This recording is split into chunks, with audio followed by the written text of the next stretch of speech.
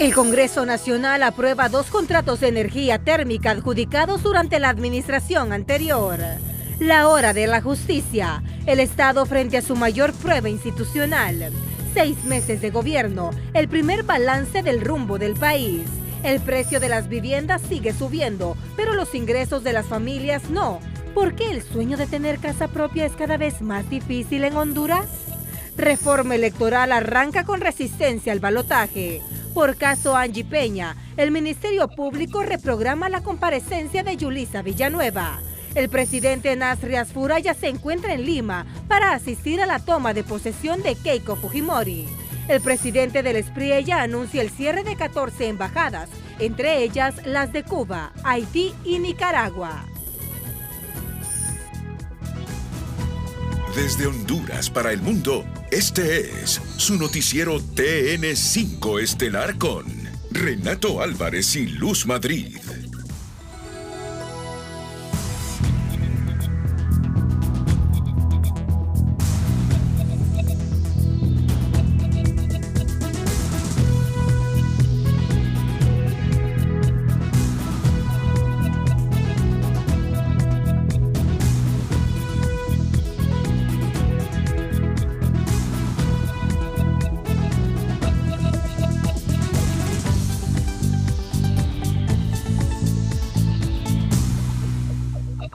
Buenas noches, Honduras. Bienvenidos a la emisión de este lunes 27 de julio. La noticia del día es presentada por Claro. Con Claro Fibra, juega de titular en tu hogar con 800 megas de velocidad por solo 1.100 lempiras para vivir la pasión del fútbol.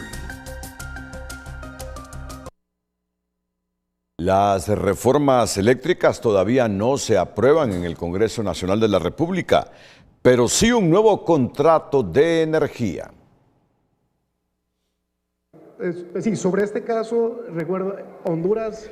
La adjudicación de ambos contratos de energía térmica se produjo a finales del gobierno anterior y la administración Asfura determinó remitirlos para su aprobación al Congreso tras un riguroso análisis. Son del mercado centroamericano y están bajo reglas del CIEPAC. Entonces, al ser de la administración anterior y traspasaba el periodo presidencial, tenían que venir al Congreso para que esté ya firme. Pero son contratos activos que ya se compran y ya se pagan.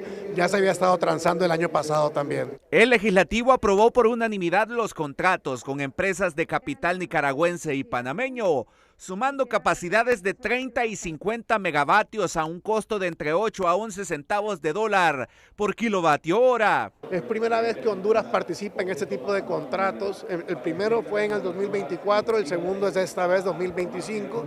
Otros países lo hacen mucho más frecuente de la región, desde Guatemala hasta Panamá, pero lo vemos como una oportunidad de madurar también para Honduras, demostrar que sí puede cumplir sus contratos. En medio del debate por las reformas energéticas, cualquier contrato a estas alturas podría generar suspicacia, reconoce este diputado liberal.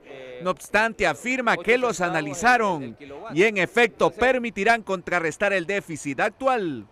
Considero que el contrato está dentro de los márgenes que puede comprar el país, pero también es importante hacer la aclaración que si vamos a comprar energía barata, que se vea reflejado en la facturación del usuario. La bancada de Libre respaldó la aprobación de los mismos, al tiempo de resaltar que el Partido Nacional haya sido capaz de reconocer la importancia de ambos, pese a ser aprobados por el gobierno de Xiomara Castro. Nosotros apoyamos la aprobación de esos 2 contratos para darle continuidad al proceso de rescate de la Empresa Nacional de Energía Eléctrica. Con la aprobación de estos 2 contratos, la NE busca incorporar 80 megavatios adicionales para reducir el déficit de generación en los periodos de mayor demanda. Sin embargo, el debate sobre las reformas al sector continuará en las próximas semanas.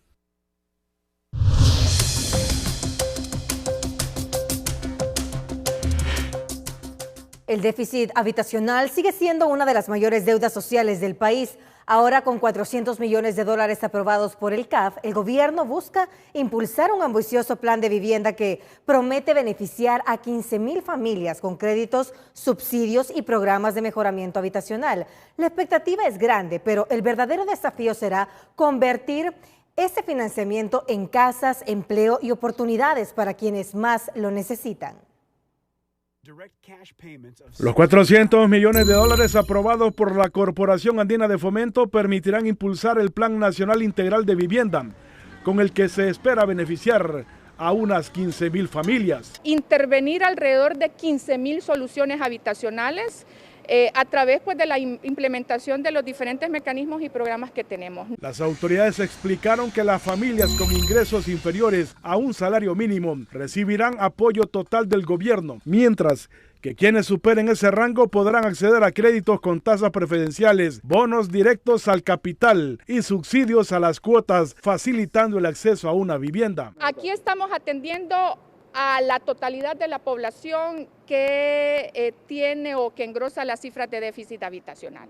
Los que están por debajo de un salario mínimo, el gobierno los atiende en su totalidad, y los que están por encima de un salario mínimo entran en una operación financiera apoyada con el gobierno. El presidente de Banprovi, Sergio Amaya, informó que el programa permitirá construir en terreno propio, comprar vivienda nueva o usada y mejoras con bonos superiores a 200,000 lempiras, tasas iniciales cercanas al 4% y créditos de hasta 20 años para impulsar la vivienda social y el sector construcción. Bueno, los bonos van a ir directamente al capital. Vamos a atacar el capital de entrada, casi se convierte como una prima.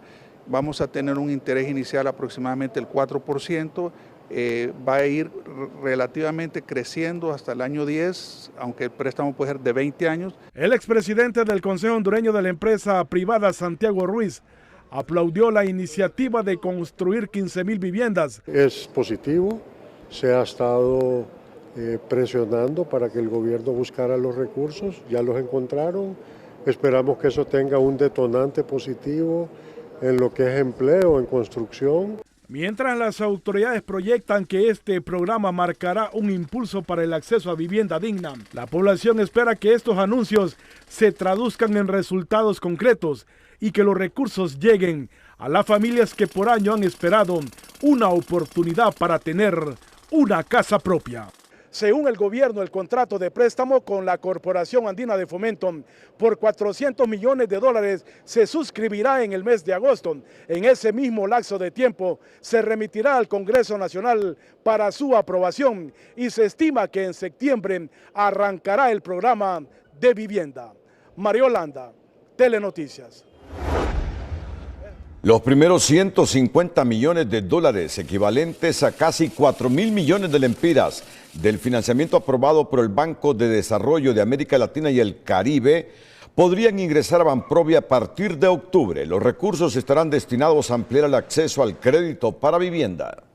Es una muy buena noticia. Esperamos, que se nos comentó, ¿verdad?, de que también iba a ser para finales de septiembre, principios de octubre, que podrían estar ya puestos a la disponibilidad. Entendemos también de que hay un proceso fast track que lo realiza la misma CAF para poder acceder a los mismos con la mayor prontitud, que es lo que necesitamos, ¿verdad?, poder ya aprovechar lo que queda del segundo semestre.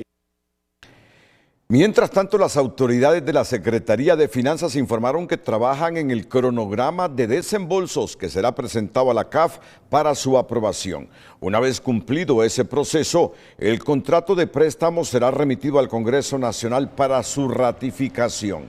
Los fondos ayudarán a reactivar el financiamiento de vivienda en un contexto donde el alto costo de las casas y las dificultades para obtener préstamos siguen limitando a miles de familias hondureñas. Tener una casa propia es uno de los principales anhelos de las familias hondureñas, pero para millones ese sueño se aleja cada vez más. Mientras el precio de la vivienda ha crecido mucho más rápido que los ingresos, el déficit habitacional sigue aumentando y obliga a miles de personas a vivir en hacinamiento, autoconstruir en zonas de riesgo o renunciar a la posibilidad de tener una casa digna. ¿Por qué comprar vivienda es casi cada vez más difícil en Honduras? ¿Y qué debería cambiar para hacerla accesible? Es la gran pregunta que nos hacemos todos los hondureños. Y hoy es la historia de Profundidad, aquí en el Noticiero Estelar de Honduras, En Profundidad. Así es. Tener casa propia es el sueño de miles de hondureños, pero cada vez resulta más difícil alcanzarlo. En los últimos 5 años, el precio promedio de una vivienda ha incrementado hasta en un 75%, estiman instituciones gubernamentales, mientras el salario mínimo solo incrementó en un 30% en ese mismo periodo. Esta es la radiografía del mercado de vivienda en Honduras. La vivienda es un derecho humano fundamental, pero en Honduras es un lujo para la mayoría de familias. Cerca de 1.6 millones de hogares no tienen una casa digna, de los cuales unos 640,000 necesitan vivienda nueva y el resto vive en hacinamiento, precariedad y falta de servicios básicos. Más del 40% de la población no tiene acceso a una vivienda, está alquilando una vivienda. Y el costo del alquiler de la vivienda también se ha incrementado, y sobre todo en las zonas rurales, Tegucigalpa, San Pedro Sula, entonces hay que considerar este costo. Entre 2021 y 2025, el precio promedio de una vivienda se disparó de 1.6 a 2.8 millones de lempiras, un incremento de 1.2 millones o 75% en apenas un quinquenio. De acuerdo con el informe de estabilidad financiera de la Comisión de Bancos y Seguros. Antes de la pandemia, digámosle 2018, 2019 todavía, usted podía encontrar una vivienda de estas de 48 metros cuadrados que podía andar por 953,000 lempiras. Hoy esa misma vivienda está costando 1.450.000. Sin embargo, en ese mismo periodo, el salario mínimo promedio pasó de 10.601 a 13.985 lempiras y el ingreso familiar se ubicó en 27.900 lempiras. Aunque hubo ajustes anuales y la inflación acumuló un 29%, el poder adquisitivo de las familias está muy por debajo del costo de la vivienda. Al final lo que tenemos es una oferta habitacional que no está diseñada para la estructura económica de nuestro país. Por ejemplo, las personas inmersas en la economía informal no tienen esa posibilidad. Por ejemplo, para comprar una vivienda social de 1.3 millones de lempiras, el ingreso debe ser de al menos 2 salarios mínimos, o sea, cerca de 30,000 lempiras. Y para una vivienda de 2.5 millones, necesita un ingreso mensual de entre 45 y 50,000 lempiras. Pero tú necesitas, de acuerdo a lo que dice ahí, al menos 2 salarios mínimos como ingreso familiar para poder acceder. Pero eso no es lo importante, sino el tipo de programas que tú puedas implementar para que haya inclusión financiera. El precio de las casas se incrementó aceleradamente desde la década de los 90, cuando se derogó el Instituto de la Vivienda y la oferta pasó a depender en mayor medida del mercado privado. Se fue de alguna forma mercantilizando el acceso a un derecho básico tipificado en la misma Constitución de la República. Por su lado, los constructores también explican que el alza de los materiales, la migración de mano de obra y el precio de la tierra elevaron los costos. Ahora se paga prácticamente el doble o tal vez hasta un poco más del doble por el precio de la tierra. Además, influye la disponibilidad de servicios básicos como agua potable, energía eléctrica y saneamiento. Todas son las urbes principales de Honduras. Es caro construir, disponibilidad de tierra, la tramitología, que sí también representa un buen costo. Ante los elevados precios de los proyectos, cada vez más familias optan por autoconstruir sus casas en las zonas altas de la ciudad, muchas veces sin acceso a servicios básicos ni a la planificación urbana adecuada. Los expertos recomiendan crear un programa nacional que ataque todos estos factores para que el crédito sirva no solo para construir más viviendas, sino para que las obtengan quienes más las necesitan. Aunque el gobierno impulsa un nuevo financiamiento para ampliar los préstamos de vivienda, la pregunta es si eso será suficiente para cerrar el déficit de más de 1.600.000 unidades habitacionales en el país. Regreso con ustedes.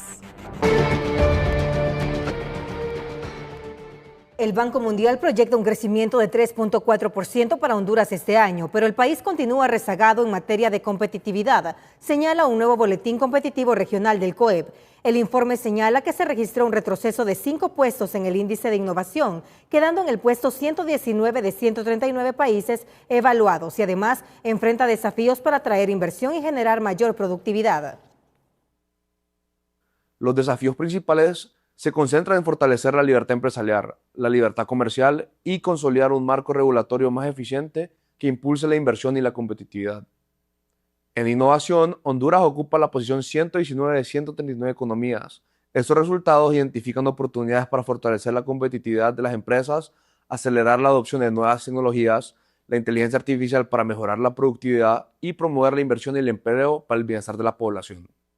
Además, Honduras se mantiene como el tercer país más vulnerable al cambio climático en el mundo y el de menor capacidad de adaptación en Centroamérica, factores que, según el COEP, siguen limitando la competitividad y el desarrollo sostenible del país.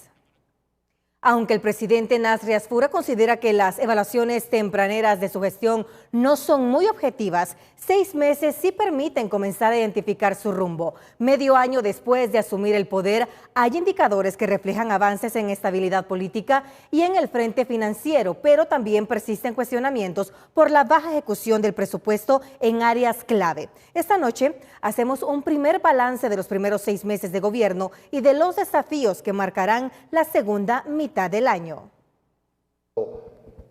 Muchísimas gracias. La administración del presidente Nasri Asfura cumple sus primeros 6 meses al frente del gobierno, un plazo que ya permite hacer un primer balance de su gestión. Mientras algunos sectores destacan la recuperación de la estabilidad política tras la crisis electoral y avances en materia financiera como la disminución del riesgo país, la baja en las tasas de interés y el acceso a financiamiento externo, otros advierten que los resultados aún no se reflejan con la misma fuerza en la economía real. Sin embargo, analistas señalan que persiste una baja ejecución presupuestaria en áreas estratégicas como salud, educación, infraestructura y desarrollo productivo, lo que ha limitado el impacto de los recursos públicos en la población. Digamos que ha estado en una especie de coma inducido, si lo decimos de esta manera, porque tenemos niveles de ejecución de un 44% a nivel de todo el gasto público y en cuanto a la inversión pública, incluso por debajo de un 35% en elementos como la inversión productiva. El gobierno, por su parte, sostiene que una administración no puede evaluarse en apenas 6 meses. Asegura que recibió una situación fiscal compleja, que ya ha iniciado el proceso de ordenamiento de las finanzas públicas y que los principales resultados comenzarán a reflejarse durante el segundo semestre del año. Cuidamos cada lempira con responsabilidad para que el bienestar llegue a cada hondureño. Recibimos las cuentas en rojo. Una deuda de 24.100 millones de lempiras y embargos hasta por casi 4.000 millones de lempiras que estaban asfixiando nuestra economía. Decidimos actuar para recuperar la estabilidad porque administrar el dinero de todos es nuestra mayor responsabilidad. Para los especialistas, los próximos 6 meses serán determinantes, no solo para acelerar la ejecución del presupuesto y preparar el plan de gasto de 2027, porque el reto ya no solo es gastar los recursos, sino demostrar que cada lempira se traduce en obras, servicios y mejores resultados para la población. Por supuesto, el hecho de que no se haya tenido toda la cantidad de dinero necesaria y los desembolsos adecuados en tiempo y forma, por supuesto que terminan retrasando la gestión. Con un presupuesto superior a los 444.000 millones de lempiras para 2026, el desafío ya no es únicamente disponer de los recursos, sino ejecutarlos con eficiencia, transparencia y resultados tangibles para la ciudadanía. El primer semestre deja claro que los desafíos siguen sobre la mesa. Ahora la expectativa es ver en los próximos meses una gestión con mayor ritmo y resultados más visibles. Carolina Martínez, Telenoticias. El informe del Consejo Nacional Anticorrupción sobre el sistema de justicia sigue generando reacciones, mientras el CNA sostiene que el indulto a Juan Orlando Hernández no borra las responsabilidades históricas ni los casos pendientes. La Asociación de Jueces rechaza que se generalice el actuar de toda la judicatura, 2 posiciones que reavivan el debate sobre la independencia, la impunidad y la confianza en la justicia hondureña. Las grandes potencias de la innovación no nacen, se construyen. Corea del Sur y Singapur son dos ejemplos de cómo la inversión sostenida en ciencia, tecnología y educación puede transformar la economía de un país. ¿Qué hicieron diferente y qué puede aprender Honduras de esa experiencia? A continuación, Tu Nota Explica con Andrea Hernández. Gracias, así es. Corea del Sur y Singapur hace décadas desarrollaron ecosistemas de innovación con estrategias perdurables en el tiempo, formación de talento, incentivos científicos, atracción de inversiones y zonas económicas especiales. Todo esto con continuidad institucional, es decir, políticas nacionales que tomaron entre 30 y 40 años de desarrollo. Frente a los retos de su historia, ¿cómo logran hoy ser líderes mundiales? ¿Qué le falta a Honduras para alcanzarlo? Las políticas de largo plazo representan grandes desafíos para el país en diversas áreas, asegura el abogado Ricardo González. La historia nos demuestra que para que existan transformaciones económicas importantes como las de Corea del Sur o Singapur, se requiere del mantenimiento de estabilidad jurídica, reglas claras a través del tiempo y el respeto al Estado de Derecho. La innovación, las ciencias médicas y la tecnología, así como otras industrias de alto valor, requieren inversiones importantes y de largo plazo. Esas inversiones solo ocurren cuando existe una certeza en el marco jurídico y de que este mismo no va a cambiar de forma impredecible a través del tiempo.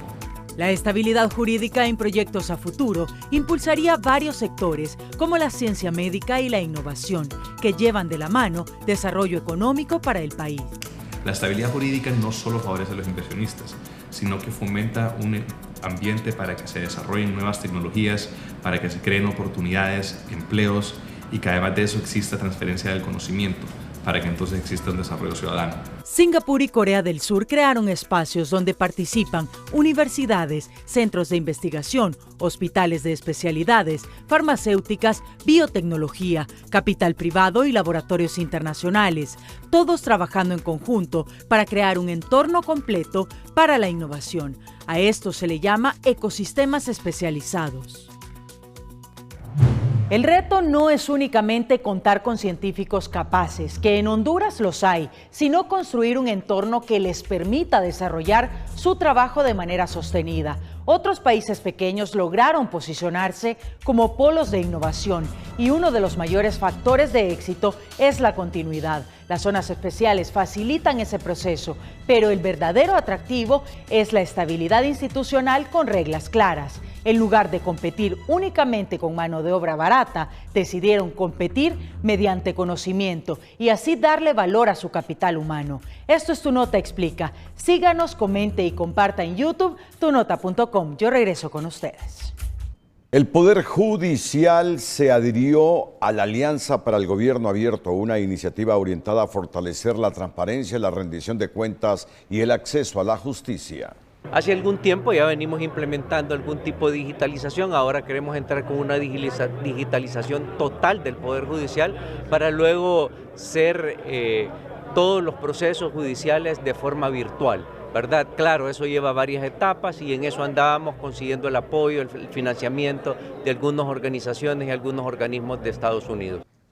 El magistrado presidente informó que tras reuniones sostenidas en Washington se gestiona cooperación internacional para acelerar la digitalización del sistema judicial y modernizar los servicios que brinda a la ciudadanía.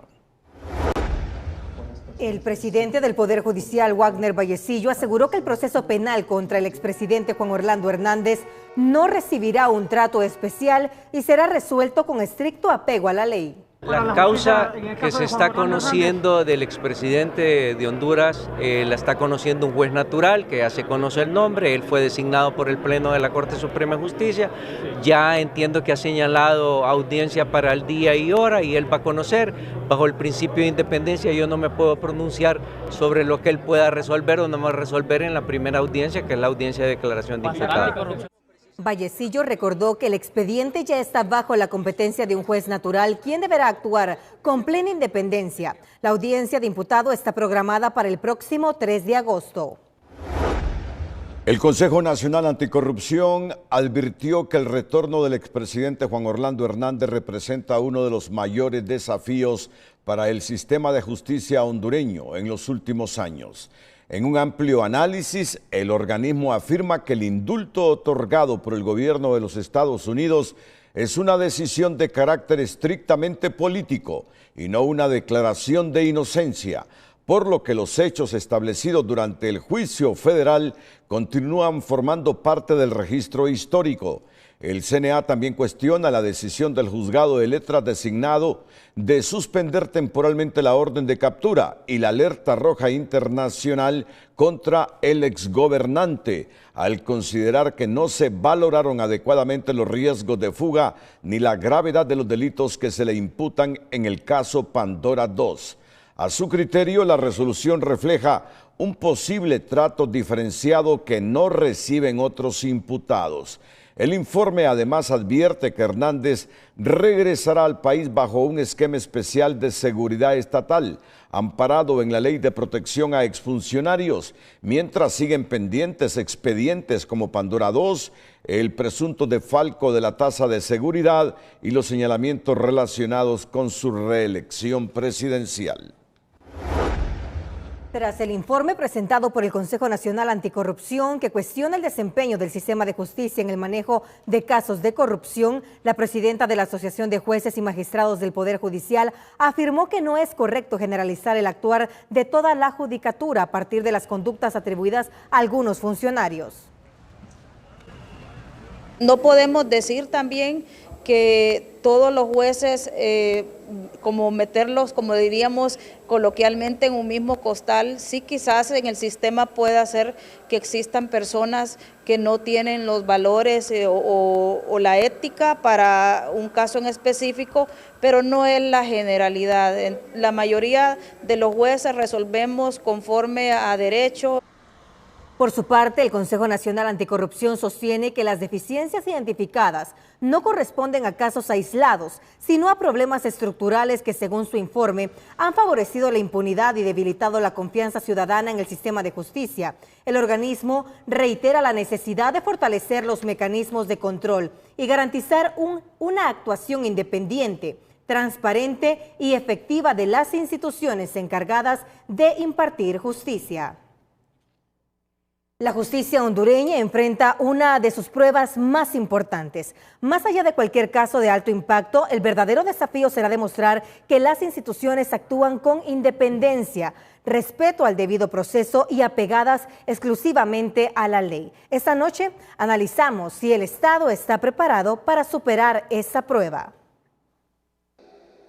Todos los aspectos. El sentido de la vida no está en considerar a delincuentes como si fueran héroes. Con esta contundente reflexión, el cardenal Óscar Andrés Rodríguez invitó a los hondureños a mantener una mirada ética frente a la delincuencia y a la justicia.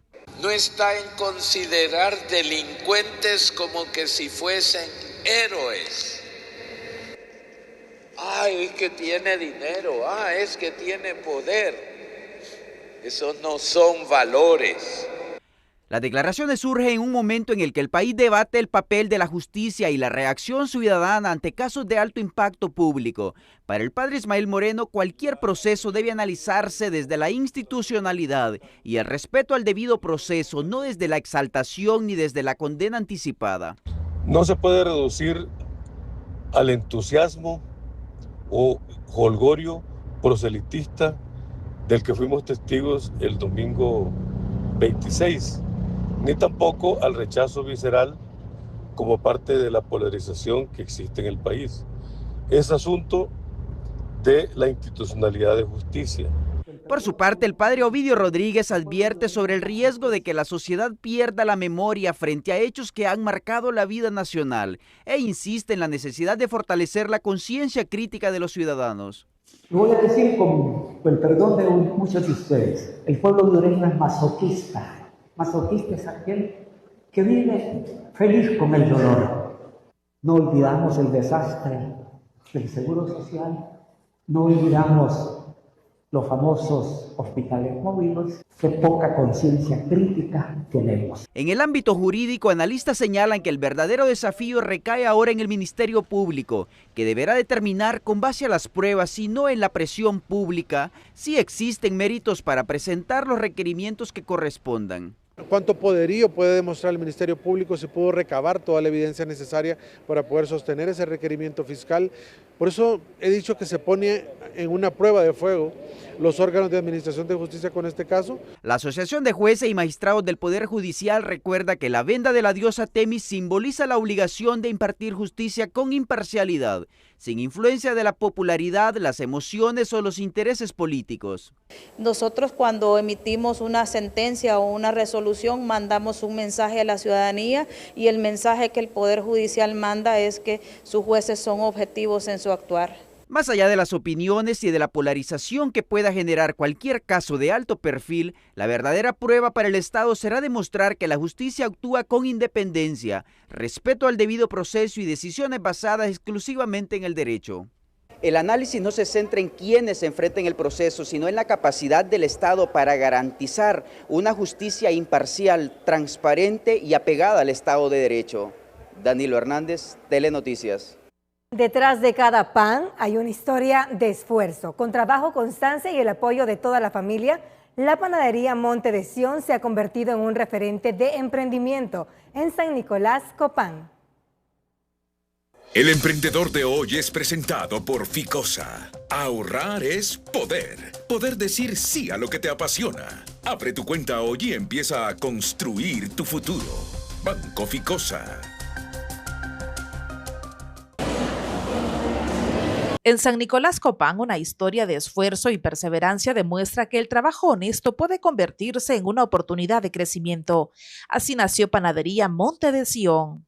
Por el desempleo, nosotros empezamos a hacer lo que es el pastelito de piña, luego fuimos incrementando otros productos. El ingrediente perfecto está en la mano de esos grandes caballeros que muchas veces ellos se disponen desde a buena madrugada, a las 3 de la mañana ellos ya están en acción, elaborando ese delicioso producto que llega a la mano de ustedes. Cada producto es preparado con esmero, utilizando ingredientes de calidad y procesos que garantizan un excelente sabor. Muy bien, tenemos bastante variedad de productos, lo que es la galleta embarnizada, pichardín, o en otro caso nosotros los hondureños lo conocemos como pastelito de piña. Tenemos lo que es galleta de piña, también roscas de arroz y también lo que son espumitas. La verdad que hay variedad. También tenemos lo que son unos rosquetes que son blancos, además que son simples. Más allá del crecimiento comercial, el objetivo es seguir fortaleciendo la empresa para generar nuevas oportunidades de empleo. Para TN5, Zaira Ardón. Durante un operativo antidrogas en el municipio de Santa Rosa de Aguán, Colón, murió un agente de la Dirección Policial de Inteligencia. La víctima fue identificada como Darling Josué Mejía Lara, de 33 años, y originario del municipio de Alauca, El Paraíso. En el mismo hecho también perdió la vida un civil identificado como Marvin Vázquez Ruiz. De las actividades operativas que realiza la Policía Nacional era en cumplimiento de una orden de captura. Entonces tenían identificado la supuesta persona que tenía orden de captura, estaban en un campo ahí en esta zona, estaban haciendo actividades recreativas y pues cuando vieron la presencia de la policía, la persona que se andaba buscando se dio a la fuga, salió corriendo. Entonces nuestros funcionarios policiales salieron tras de ellos para tratar de capturarlo.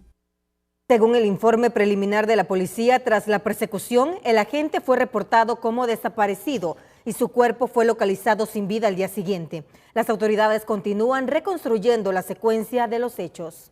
En un área donde hay una milpa, ahí en este sector de Santa Rosa de Aguán, estaba nuestro compañero ahí, muerto. Hicimos el levantamiento hace poco, ahorita, por la tarde.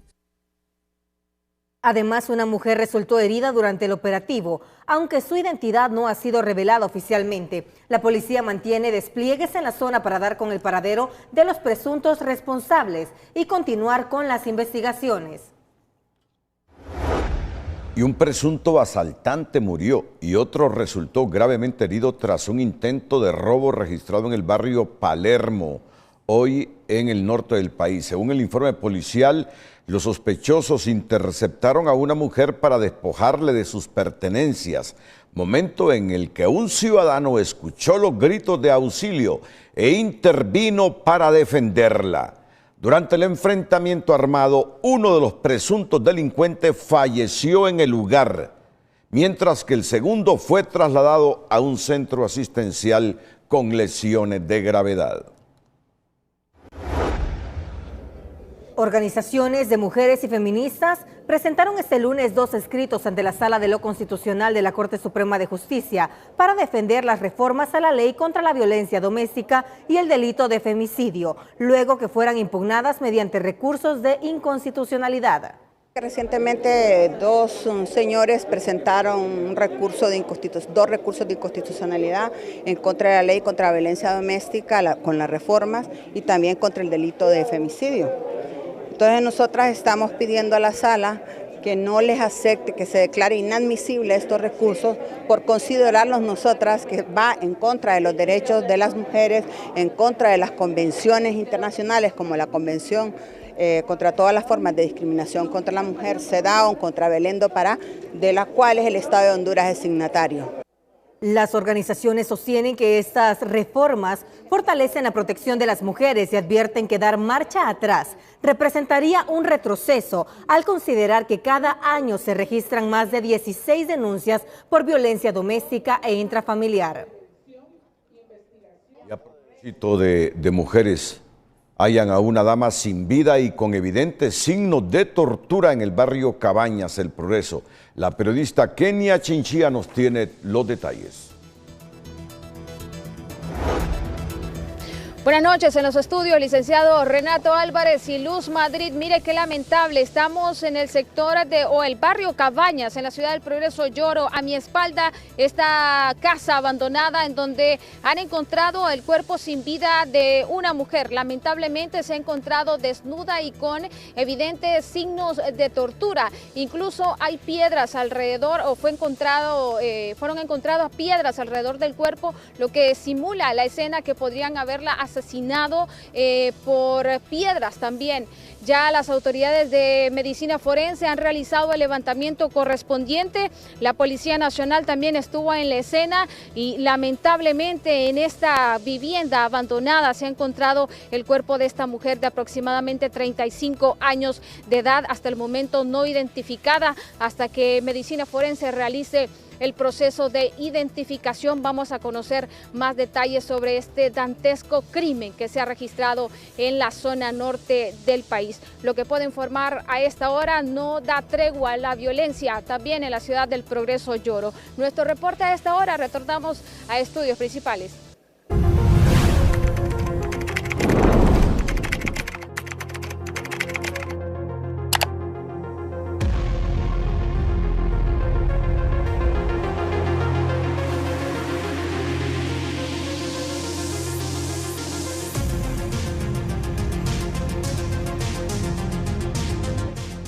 Las declaraciones de la ex viceministra de Seguridad, Yulisa Villanueva, sobre el caso de Angie Peña ya tienen consecuencias en el ámbito judicial. El Ministerio Público reprogramó para este martes su comparecencia como parte de las diligencias que realiza para esclarecer sus señalamientos. La exfuncionaria asegura que colaborará con la investigación y que responderá a los requerimientos de la Fiscalía. El Ministerio Público espera escuchar este martes a la ex viceministra de Seguridad, Yulisa Villanueva, luego de sus declaraciones sobre el caso Angie Peña. La Fiscalía busca que ratifique formalmente la información que asegura tener y que podría incorporarse a la investigación. Con la citación en la mano voy a hacer a través de mis abogados y la contestación respectiva, y apoyaré, por supuesto, al Ministerio Público al respecto. Entre los aspectos que interesan al ente acusador están conocer en qué fecha obtuvo esa información, quién se la proporcionó, en qué circunstancias supo que Angie Peña habría sido entregada a una agencia de seguridad del Estado. No hay un medio de prueba, ni siquiera la declaración de ella, y cuál es el móvil en que se prestaría la Policía Nacional o el Ministerio Público de tener retenida a una persona como esta si todo el mundo está esperando que la persona aparezca, pues. Entonces no creo que tenga más sustento de lo que pueda decir ella, en contraposición a un documento, a un video, a una fotografía que pudiera comprobar lo que ella dice.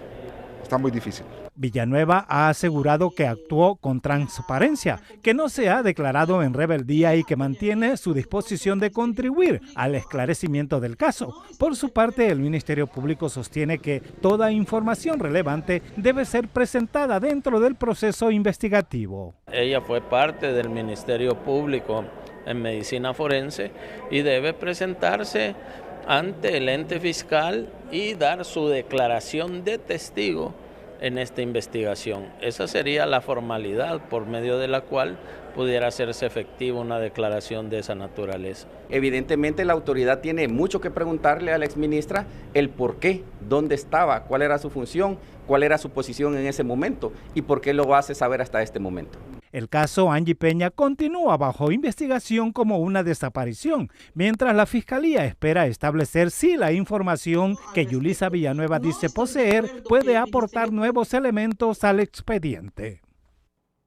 Un nuevo fin de semana marcado por homicidios en distintas regiones del país vuelve a colocar la seguridad en el centro del debate nacional, mientras el gobierno cumple sus primeros 6 meses de gestión y asegura que ya comienza a verse el impacto de su estrategia. Distintos sectores consideran que los resultados aún no se reflejan en la vida cotidiana de los hondureños. Esta noche hacemos un primer balance de uno de los principales compromisos de la administración Asfura: devolver la seguridad a las calles.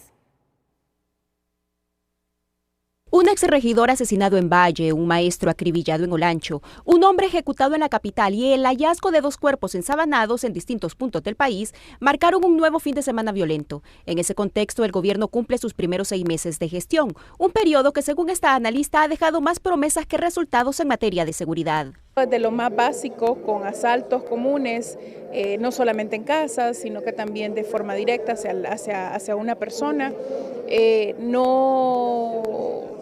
No vemos resultados concretos. Aunque Elvira admite que 6 meses no bastan para resolver la inseguridad, recuerda que el presidente Asfura prometió reducir los homicidios, combatir la extorsión y fortalecer la investigación criminal, metas que, según el subsecretario de Seguridad, ya comienzan a dar resultados. La Policía Nacional está muy focalizada en atender las denuncias, combatir el tema de la extorsión y el lavado de activos. Resultados muy positivos en materia de antisecuestro, por ejemplo, la desarticulación de distintas bandas, el combate a algunas estructuras en distintos sectores del país que estaban sembrando violencia en algunos territorios, entre otras cosas. Pero para este entrevistado, la delincuencia, extorsiones e inseguridad persisten y considera que no percibe cambios significativos frente a gobiernos anteriores. ¿Cuándo tendremos seguridad? Yo creo que este gobierno generó grandes expectativas en el tema de seguridad y todavía estamos a la espera de que se nos dé seguridad al pueblo hondureño. El mismo nivel de inseguridad que vivíamos en gobiernos anteriores, estamos viviendo hoy. Usted puede ver que los antisociales hoy le pueden quitar la vida en un lugar transitado donde hay 100 personas y delante de 100 personas les quitan la vida. Desde el movimiento de mujeres el balance también es crítico. Cuestionan la lentitud del gobierno frente a una violencia que ya deja más de 160 femicidios en lo que va del año. Pero no tenemos aún resultados concretos. Las mujeres siguen siendo asesinadas con mucho más odio, con mucho más saña. Las niñas también, y ahora hasta bebés están siendo asesinadas y asesinados por razones de femicidios, y esto es lamentable en el país. Las promesas ya están hechas. El reto ahora es demostrar a los hondureños que la seguridad no solo mejora en los informes oficiales, sino también en las calles, donde cada día se pone a prueba la capacidad del Estado. Gabriela Lobo, Telenoticias.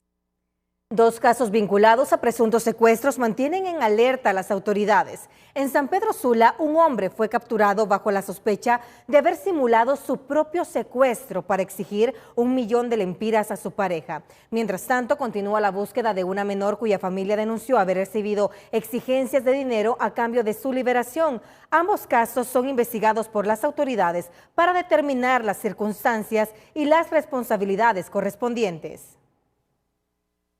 Un hombre identificado como Marvin Rolando Ocampo fue detenido por la unidad antisecuestros tras exigir 1 millón de lempiras por su propio rescate a su pareja, a quien pretendía engañar para obtener dinero según las autoridades. Donde mediante mensajes de WhatsApp este individuo habría solicitado al menos 1 millón de lempiras para su rescate o liberación. Producto de esto se activan las unidades de respuesta y operativos por parte de la UNAS, donde efectivamente este individuo se habría ubicado en la colonia San Carlos de Sula, aquí en la ciudad industrial del país. La Policía Nacional también investiga si una menor de 11 años desaparecida hace 6 días se encuentra secuestrada. Los captores exigen, según su familia, 11.500 lempiras por su liberación, versión que las autoridades indagan. Hay un reporte por persona desaparecida y eso es lo que se está trabajando.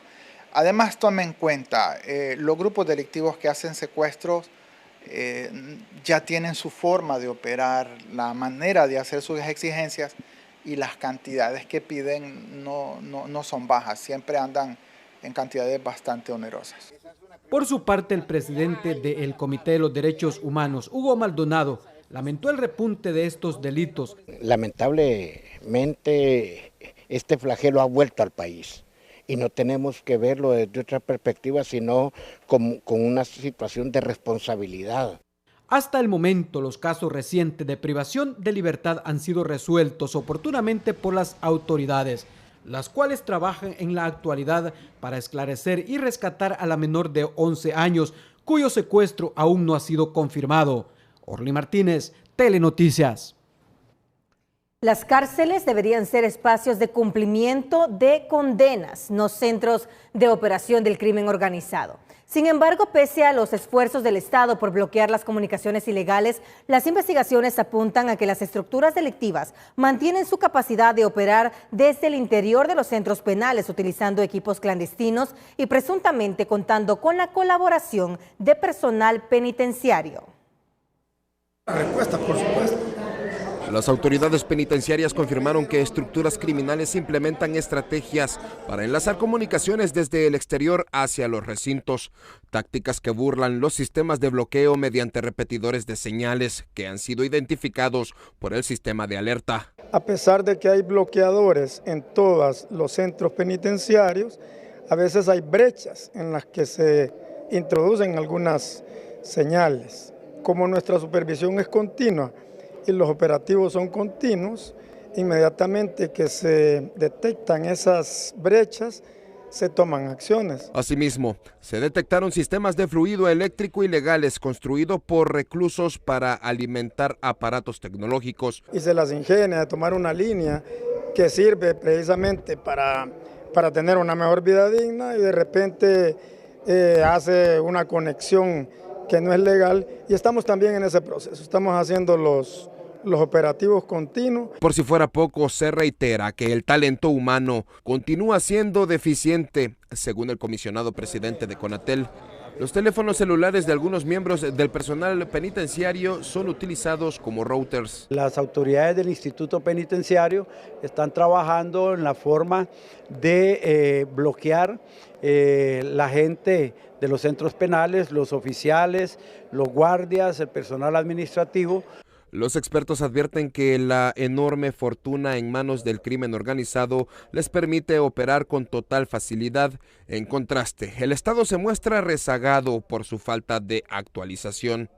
Es por ello que es importante que nuestro gobierno y nuestros funcionarios traten siempre de tener alianzas estratégicas, básicamente con gobiernos como los Estados Unidos u otro tipo de gobiernos amigos, para que nos apoyen en cuestiones tecnológicas. Para frenar el accionar de las organizaciones criminales, las autoridades anunciaron medidas como la revisión eléctrica junto a la ANE, el reforzamiento del bloqueo de señales y la evaluación constante de todo el personal carcelario. Elías Acosta, Telenoticias. Miren, yo tengo esperanzas en que el país mejore. Pero es que estamos amolados, es que nos salen sucesos de todos lados. En este momento nos informan desde San Pedro Sula que efectivos de diferentes unidades de seguridad desde hace días se han desplazado al sector de Las Peñitas en el Merendón, allá en el norte del país, donde varias familias han abandonado sus casas ante la zozobra que se genera por la operación de un grupo delictivo.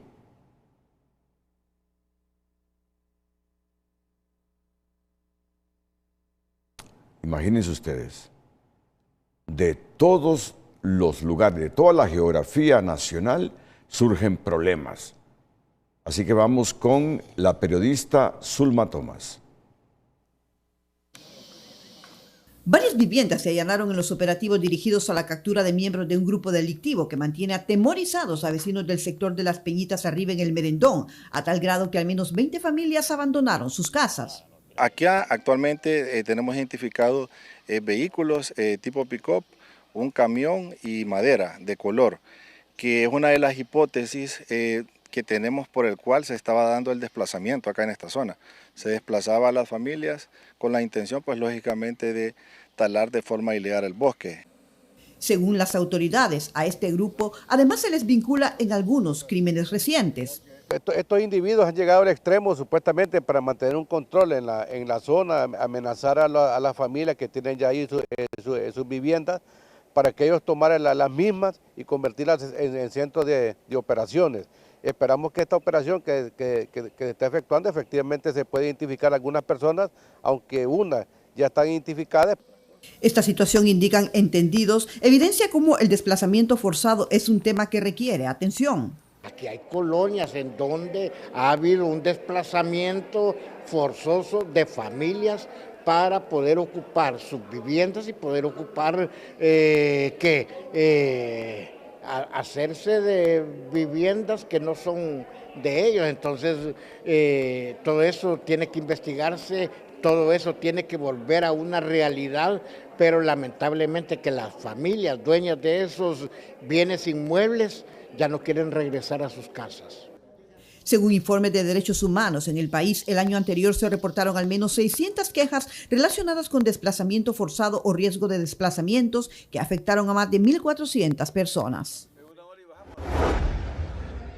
Dirigentes del transporte dieron este lunes un ultimátum al gobierno para que cancele entre 180 y 200 millones de lempiras adeudados por 4 meses del bono compensatorio en Tegucigalpa, San Pedro Sula, Choluteca y Santa Bárbara. La decisión fue tomada en una asamblea nacional donde el sector advirtió que de no obtener una respuesta podría paralizar el servicio en esas ciudades. Vienen unas medidas de acciones, tenemos una reunión en la zona norte el viernes también para ver cuáles son las medidas de acción. Esperemos que ya se haya resuelto el problema, pero si no, igual en esa reunión en la zona norte tomaremos la decisión de tomar medidas de presión cualquier día de la próxima semana. ¿Qué tipo de medidas de presión podrían ser? Pues manifestaciones. Al final recuerde que muchas veces los gobiernos, si usted no se pronuncia, poco o nada le hacen caso. ¿Podrían paralizar las unidades? Sí, en estas 5 ciudades sí podría ser una de las medidas, no se descarta, ya lo hablamos con los compañeros, o algún otro tipo de medidas de presión.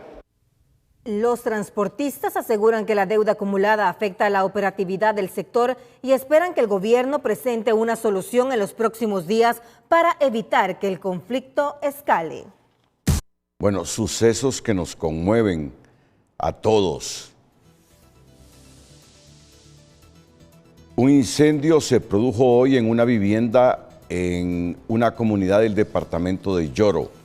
3 hermanitos quedaron atrapados cuando el fuego consumió rápidamente su vivienda. Las víctimas fueron identificadas preliminarmente como Heidel, de 4 años, Cairo, de 2 y Daniela, de 9 meses. Mire usted qué tragedia esta.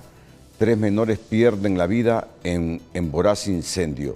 De acuerdo con los primeros reportes, los menores no lograron salir de la vivienda debido a la rapidez con que se propagaron las llamas.